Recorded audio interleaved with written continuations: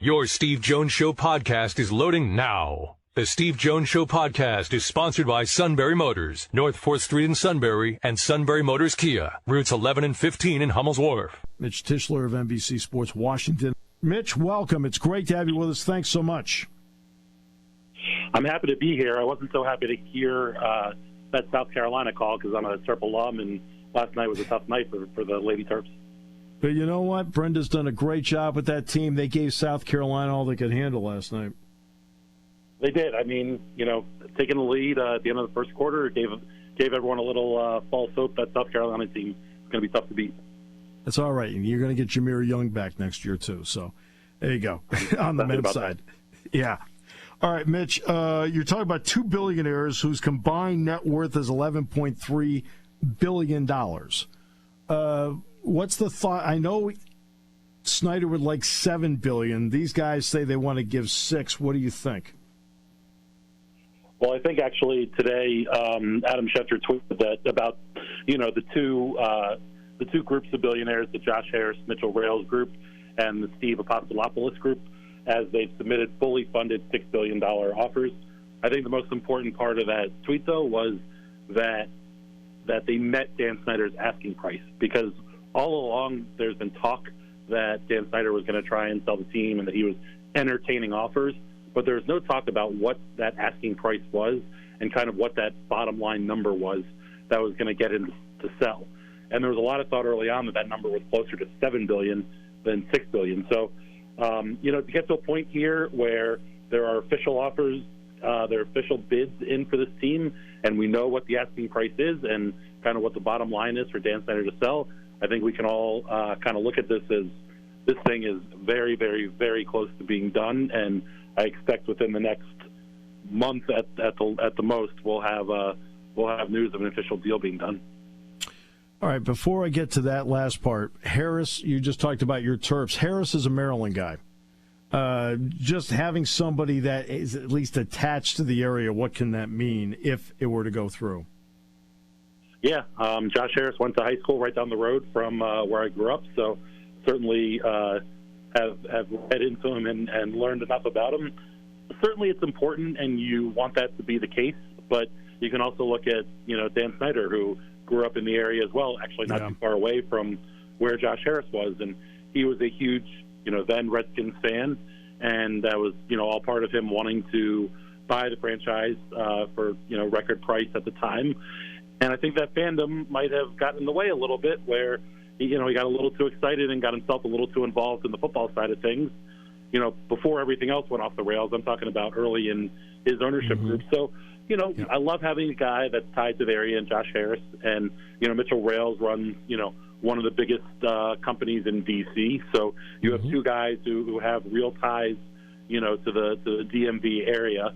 But there's positives and negatives that go along with that. But I think it'll be good to get a little new blood in Ashburn. Emotionally, what would it mean to the fan base to see a change in ownership, regardless of who it is? Oh, I mean, I don't think there's enough words to describe how excited this fan base would be. I mean, I think this fan base is a sleeping giant, and you can talk about, how much the fans have gone away over the years and how, uninterested they are in, going to Commanders games. And you've seen over the past, decade plus how other teams, take over FedEx Field when the Commanders play. I imagine that the second that this sale gets done, opening day at FedEx Field will be sold out. Fans are talking about wanting to have a parade through the streets of D.C. I think this might be a bigger moment in the history of the Washington football franchise than, when they won Super Bowls. I think there'll be a reemergence of, one of the best fan bases in football turning back into just that, one of the best fan bases in football. What would it mean, the possibility within the next few years of getting a new stadium by having Snyder out of the way? It'll go a long way. I mean, he was clearly having no real progress with any of the Maryland, Virginia, or D.C. D.C. essentially was unwilling to even discuss it with him about going back to RFK Stadium, which is, I would imagine, most fans' preferred site for the new stadium. There's a lot of opportunity in the DMV to create a great football stadium, and that wasn't going to happen with Dan Snyder at the helm. So, the second that this deal gets done, that's going to be the very first thing I imagine the new owners are going to have to, start figuring out how much money they're going to spend, where they're going to spend it, and what they're going to do. But, there's going to be a world-class stadium in and around the DMV in the next 5 to 10 years, and I feel confident saying that with the new ownership group. I wasn't so confident when Dan Snyder was at the helm. Yeah, because I know he talked about Woodbridge, Virginia at one point. The Virginia legislature wouldn't even listen to him about it. And let's face it, most legislatures listen when the NFL calls.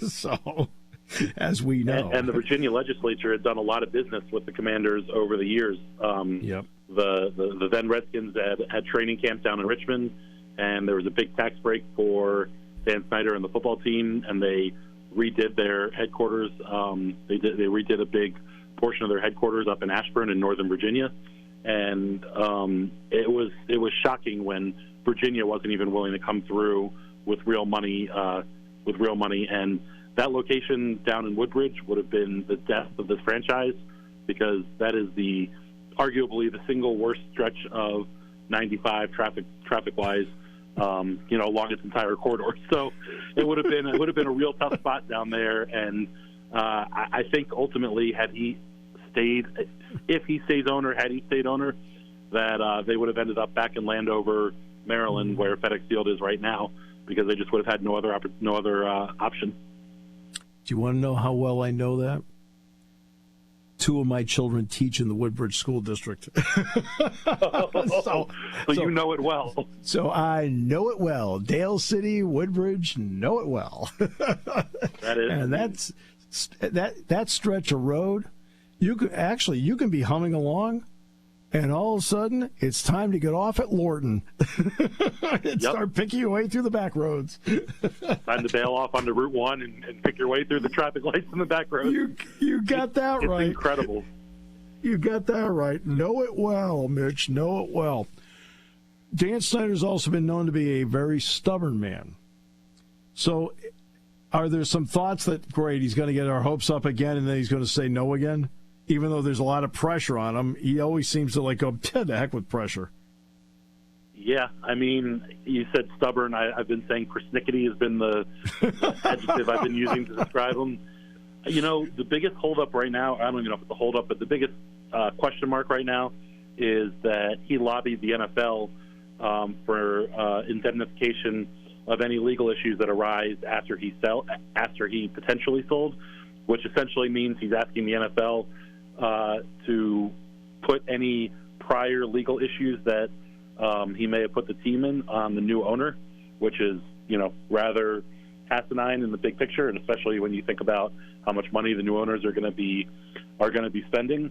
But he made a formal request with the NFL and to Commissioner Roger Goodell to be indemnified against anything that the Virginia DA or the Maryland district comes up with, as far as whether it was whether it was the financial proprieties or any other issues. So that's something that I think that he is going to hold on to and hope and pray that he can make happen. And if you want to talk about hiccups, I would say that's the biggest hiccup is the Virginia district attorney is investigating the alleged financial improprieties. If at any point they bring a case against Dan Snyder, they could freeze the asset of the Commanders and not allow them to sell until after that's figured out. Now, I imagine there's a lot of backroom dealings and discussions happening, and I think as long as this sale process continues along the way that it's going, I don't expect that to be an issue. But when you have different law enforcement entities and folks looking into your rights and wrongs from more or less 25 years, there's always something that can pop up and create an issue. So, as much as it feels like this thing is very close to being done, I'm not holding my breath until every I is dotted and T is crossed. Plus, there's also an NFL investigation into him as well. Not just the congressional. It's the Mary Jo White investigation. She has not put out any of her findings. It's almost like I feel like the NFL's playing a waiting game, using that as a chip to maybe force his hand, like, okay, we'll back off on this if you get rid of the team. Yeah, I think you can look at that, like we just said, about the backroom dealings and whatnot. I'm sure there's a tacit agreement between, the NFL and Mary Jo White commanders that as long as this thing continues along its path and, ultimately gets into the end zone, that, the findings from that won't come out until a sale potentially happens. I mean, we were talking about on our podcast today about, Dan Snyder being persnickety or difficult or whatever word you want, but he's a cat that's slowly walking towards the exit door, and you don't want to spook him or do anything to change the direction that this sale is going. And I think that starts with with that Mary Jo White investigation, which is not a legal investigation. That's right. They're looking for background to potentially vote him out, which the NFL needs. 3/4 of NFL owners would have to vote to kick Dan Snyder out to force him to sell. I think they don't want to go down that route unless they have to. And that Mary Jo White investigation is kind of an ace in the hole that they can break out if he starts backing off or pointing towards not agreeing to a sale or any of those other things. I will end it this way. I like persnickety. That's good. I wish I'd said it. It's not trademarked. You're welcome to use that. Thanks, Mitch. Mitch, absolute pleasure. Thanks so much for all the great information. Absolutely. Thanks so much for having me.